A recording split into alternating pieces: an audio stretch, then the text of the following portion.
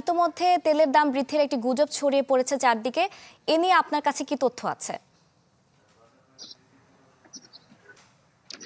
বুশরা, Iran এবং আমেরিকার যে যুদ্ধ, সেই যুদ্ধের কিন্তু প্রভাব পড়তে শুরু করেছে। ইতিমধ্যেই কিন্তু নরসিংদীর যে তেলের পাম্পগুলো তো রয়েছে, সেখানে কিন্তু ডিজেলের সংকট আমরা দেখতে পেয়েছি। এবং যে গুজবটির কথা আপনি বলছেন, আমরা কিন্তু বিভিন্ন জায়গায় দেখতে পেয়েছি যে এই তেল পাওয়া যাবে না, এই চিন্তা ভাবনা থেকে মানুষজন কিন্তু তেলের পাম্পগুলোতে লাইন দিচ্ছে এবং অতিরিক্ত তেল নিচ্ছে।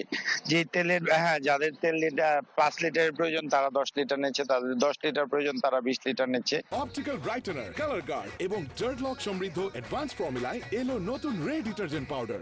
এরকম একটা গুজবের থেকে কিন্তু অতিরিক্ত চাহিদা বেড়েছে এবং এই চাহিদার ফলে কিন্তু মানুষজন কিন্তু মানে তেলের পাম্পগুলোতে হুমড়ি খেয়ে পড়ছে। এবং নরসিংদী যে পাম্পগুলো রয়েছে সেই পাম্পে কিন্তু এখন পর্যন্ত পেট্রোল এবং অকটেন সরবরাহ স্বাভাবিক রয়েছে।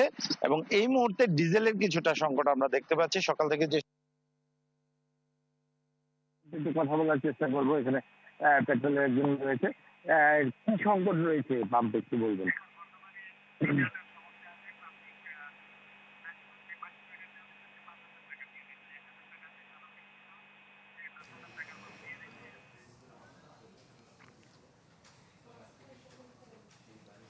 সঞ্জিত, আপনাকে ধন্যবাদ।